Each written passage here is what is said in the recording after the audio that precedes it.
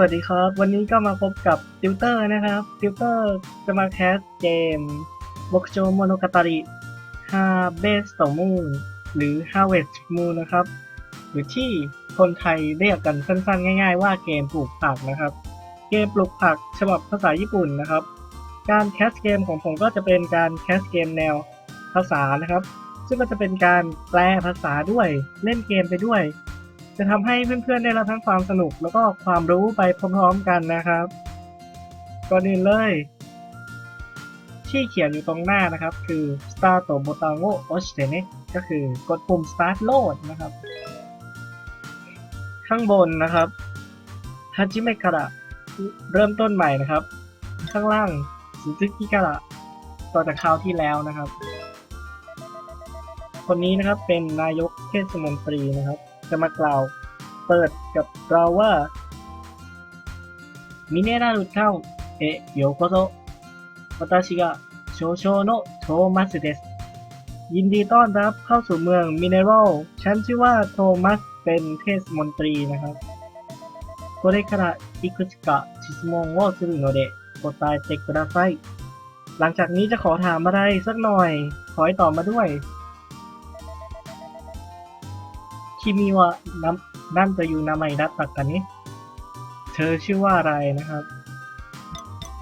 สำหรับผมนะครับก็จะใช้ชื่อที่อาจารย์คนญี่ปุ่นนะครับสร้างให้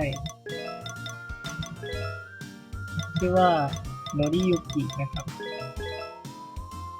เขาจะถามว่าโคโนนามัยได้เดสก็ชื่อนี้นะยินดีไหมโอเคไหมข้างบนนะครับให้ใช่ข้างล่างอีเอะไม่ใช่ไม่โอเคนะครับเราก็เรียบร้อยแล้วเขาถามต่อว่าคิมิโนะทันโจบิวะอิสึนาโนกะเนะก็วันเกิดของเธอวันที่เท่าไหร่เมื่อไหร่กันนะครับมาถึงตรงนี้นะครับก่อนอื่นเลยต้องขอบอกว่า4ตัวอักษรที่เห็นอยู่ข้างบนนี้นะครับเป็นชื่อของฤดูนะครับเพราะที่ญี่ปุ่นมีฤดูกาลหลักอยู่4ฤดูนะครับแล้วผมจะอธิบาย4ตัวอักษรนะครับ4ตัวอักษรนี้นะครับอันแรกนะครับฮารุเป็นฤดูใบไม้ผลินะครับนาซึฤดูร้อนนะครับอาคิฤดูใบไม้ร่วงนะครับคุยุฤดูหนาวนะครับอันแรกจะเป็นช่วงกุมภาพันธ์มีนาคมเมษายนอันที่2พฤษภาคมมิถุนายนกรกฎาคมอันที่3สิงหาคมกันยายนตุลาคมอันที่4พฤศจิกายนธันวาคมและมกราคมนะครับส่วนของผมจะเกิดในช่วงนี้แล้วก็วันที่3นะครับเขาก็จะถามว่าโคเรเดอีเดสกะตามนี้นะโอเคไหมนะครับ牧場の名前は何するのかねชื่อของฟาร์มปศุสัตว์นะครับแล้วก็จะใช้ชื่อว่าอะไรนะครับส่วนตลอดคลิปนะครับตลอดคลิปและตลอดไปผมจะใช้คำบกโจที่แปลกันว่าฟาร์มปศุสัตว์นะครับจะเรียกสั้นๆขอเรียกสั้นๆว่าฟาร์มแล้วกันนะครับเพื่อให้กระชับแล้วก็ง่ายต่อการฟังนะครับชื่อของฟาร์มของเรานะครับขอใช้ชื่อว่าผักชีนะครับ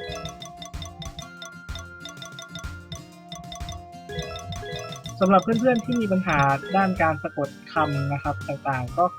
ถามมาได้ใต้คลิปนะครับโคโนนามัยเดอิเดสกะใช่นะครับชื่อฟาร์มโอเคแล้วใช่ไหม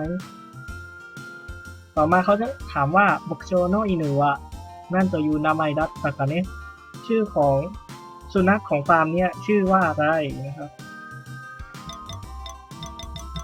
ผมขอตั้งเป็นชื่อของสุนัขที่เลี้ยงอยู่นะครับชื่อคลีปนะครับอ่านออกเสียงเป็นภาษาญี่ปุ่นน่ารักก็จะเป็นคูดี้นึนะครับเขาก็จะถามว่าโคโนนามัยได้เดสก็ชื่อนี้โอเคแล้วใช่ไหมข้างบนนะครับจากข้างบนเขาจะถามเราว่าคิมิโนะนามัยคิมิโนะนามัย อันที่2ครับคิมิโนะทันโยบิอันที่3นะครับฟุกโชโนะนาไมอันที่4สุดท้ายนะครับอินุโนะนาไมก็คือเรียงตามลำดับครับชื่อของเราวันเกิดของเราแล้วก็ชื่อของฟาร์มชื่อของสุนัขนะครับโคเรเดะอีคือทั้งหมดเนี่ยโอเคไหมถ้าโอเคก็กดนะครับอันข้างล่างจะบอกว่ายารินาโอชินะครับก็คือกลับไปแก้อีกครั้งนะครับโอเคแล้วก็ลุยเลย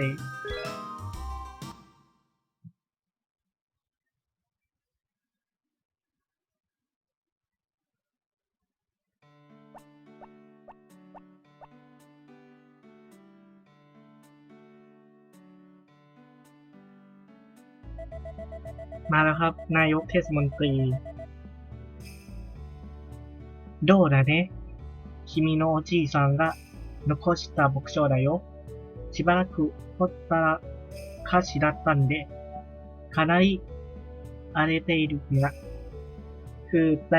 กันง่ายๆนะครับว่าเป็นไงบ้างสวนที่สืบทอดมาจากคุณปู่เลยนะมันถูกปล่อยรกร้างมาอยู่ช่วงหนึ่งและค่อนข้างแบบ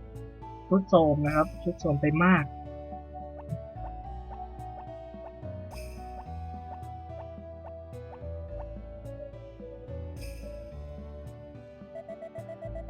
覚えてるかね君が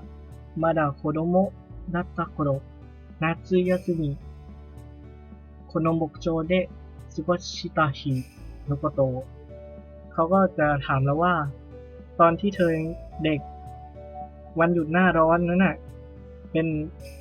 เรื่องราววันเวลาที่ใช้ชีวิตอยู่ที่ฟาร์มแห่งนี้ยังคงจำได้อยู่ใช่ไหมพยักหน้าจำได้นะครับ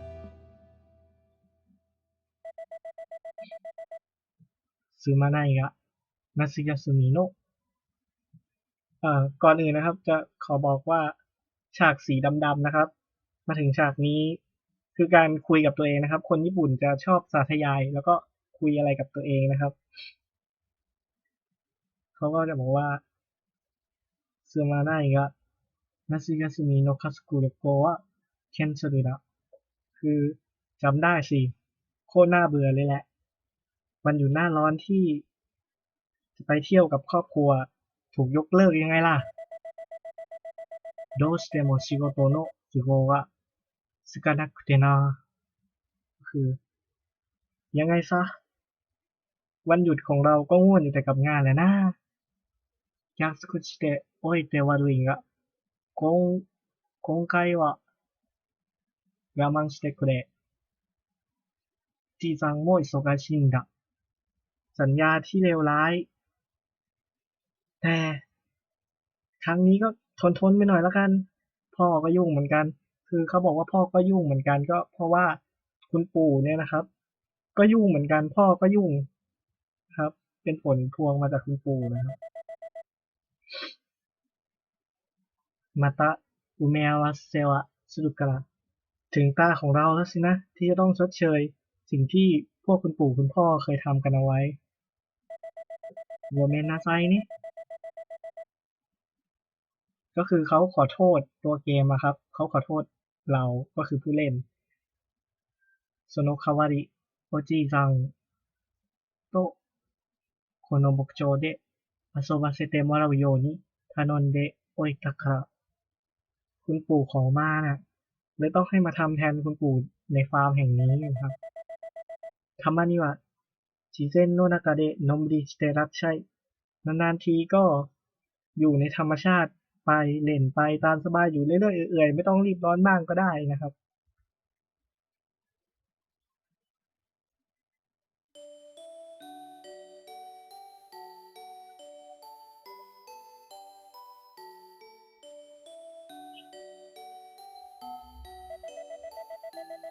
คุณปู่ของเราก็เข้ามาทักนะครับว่าโอ้ยกขุคิตาโนะไงมาบ่อยเชียวนะこんな田舎で何もないがมาゆっくりして行きなさいบ้านนอกแบบนี้เนี่ยไม่มีอะไรให้ทำหรอกแต่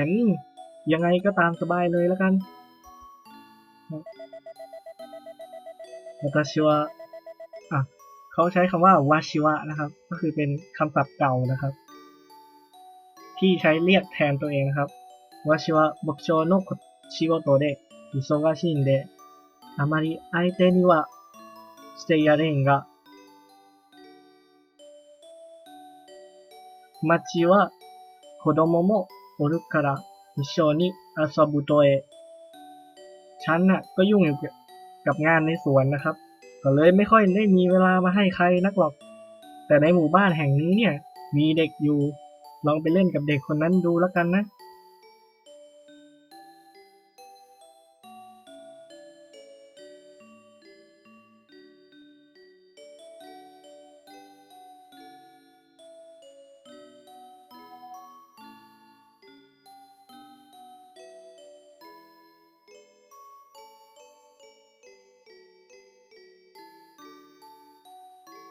มีอะไรในสวนในฟาร์มก็เล่นไปหมดนะครับ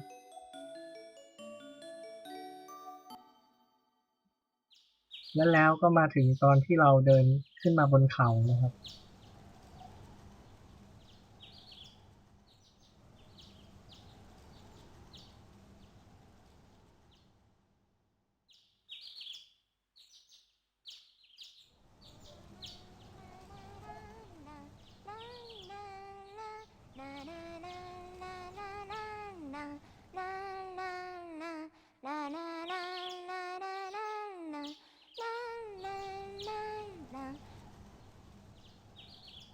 ต่อมานะครับเราก็เผลอหลับไปแล้วก็มีเด็กผู้หญิงเข้ามาร้องเพลงให้ฟังนะครับตอนที่เราเผลอหลับเขาก็เข้ามาทักว่าอันตาเน่โอจิซังโนะบุกโจเอะเตรุโอโตโกโนะโกเตะเขาบอกว่าอ้าวเธอน่ะเป็นเด็กผู้ชายที่คุณปู่คนนั้นบอกว่าจะมาอยู่ในฟาร์มแห่งนี้เหรอいつも一人で遊んでるの私もここが好きだからよく一人で遊びに来るのเขาว่าถามแล้วว่าเล่นอยู่คนเดียวทุกวันเลยเหรอฉันชอบที่นี่ก็เลยมาเล่นที่นี่อยู่คนเดียวที่นี่เหมือนกันねえよかったらお話聞かせて町のことやあんたのことやเขาก็บอกเรานะครับว่านี่ถ้าไม่รังเกียจอะก็ช่วยเล่าอะไรให้ฟังหน่อยเรื่องประมาณว่าเมืองที่อยู่หรือเรื่องของเธอเองก็ได้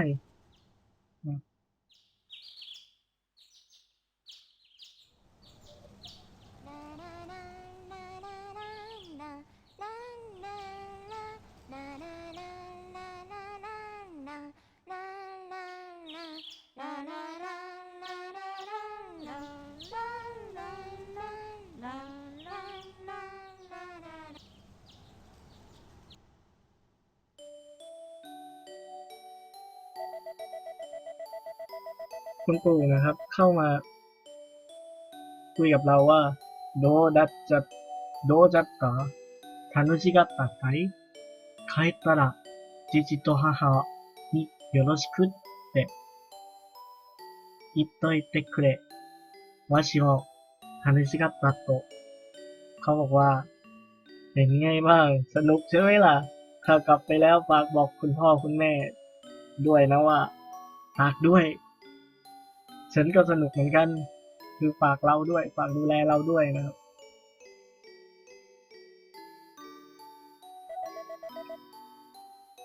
เด็กผู้หญิงเข้ามาทักนะครับอาเล่มออีเจ้าเนาะอ้าวจะไปแล้วเหรอ寂しいなねえまたいつかきっと戻ってくるよねเหงาแย่เลยนะนี่แล้วจะกลับมาอีกใช่ไหมล่ะยักษ์สกุไดโยสัญญาแล้วนะ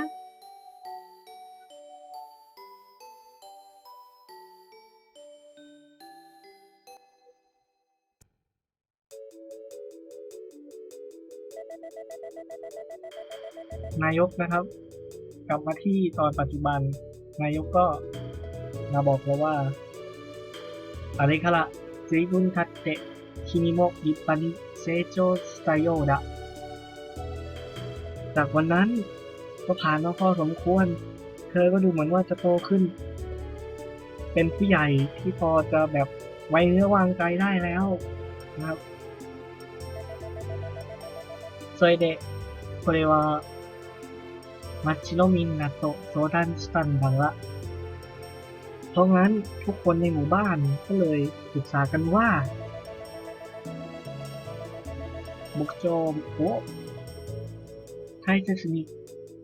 していたおじいさんの意思を尊重して3年間君の働きぶりを見せてもらうと思うเขาบอกว่าจงสืบทอดเจตนารมณ์ของคุณปู่ให้รู้ล่วงแล้วคิดว่าจะขอกลับมาดูฟาร์มของเธอหน่อยละกันถ้าเวลาผ่านไปนาน3 ปีเนี่ยนะคิมิโอะทำเมสึวะเกะจาไนอะไม่ใช่บททดสอบของเธอหรอกนะそれでこの牧場が昔のように立派なものになるようだったら町は喜んで君をここの牧場主として受け入れようด้วยการนี้ถ้าฟาร์มกลับมาอุดมสมบูรณ์เหมือนแต่ก่อนคนในหมู่บ้านก็จะยินดีกับเธอในฐานะที่เป็นเจ้าของฟาร์มแห่งนี้นะครับเดโมทำหน้ามุ้ยแล้วนะครับเดโมもし牧場が荒れ放題だったり君が町の人とうまくいってなかったりしたらその時は出て行ってもらわなければいけないแต่ยังไงก็ตามนะครับถ้าสวนถูกปล่อยทิ้งรกร้างไว้แล้วก็ไม่ได้ไปสนิทกับคนในหมู่บ้านนะครับถ้าเป็นเช่นนี้แล้วนะครับเขาจะแบบตอนนั้นเราก็อาจจะต้องให้เธอออกไปนะครับこれは町の人たちみんなで相談した結果決まったことなんだนี่คือสิ่งที่พวกเราได้ตัดสินใจคือผลลัพธ์ที่พวกเราทุกคนในหมู่บ้านได้ปรึกษากันครับเรียกหน้ายอมรับนะครับรับชะตากรรม牧場の仕事も大切だがしっかり頑張っておじいちゃんに負けない立派な牧場主になってくれ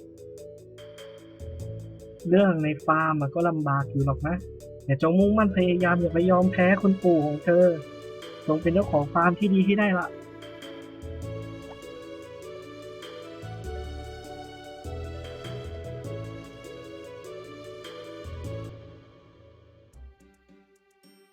เอาละครับสำหรับคลิปนี้ก็ขอจบไว้เพียงแค่นี้ก่อนนะครับส่วนคลิปที่2คลิปหน้าขอสปอยว่าจะยังคงอยู่ในการแปลแล้วก็เน้นรายละเอียดนะครับในการใช้ภาษาอยู่แต่จะเน้นเนื้อเรื่องให้นิดหน่อยนะครับขึ้นอยู่กับเวลาครับแต่คลิปที่3นะครับขอคอนเฟิร์มแน่นอนนะครับว่าจะดำเนินเนื้อเรื่องให้เน้นๆเลยนะครับมีเทคนิคนะครับในหัวข้อเล่นยังไงเล่นให้รุ่งนะครับขอลาไปก่อนแล้วเจอกันบายบายไซโยนาระมินาซังมาตาเนะ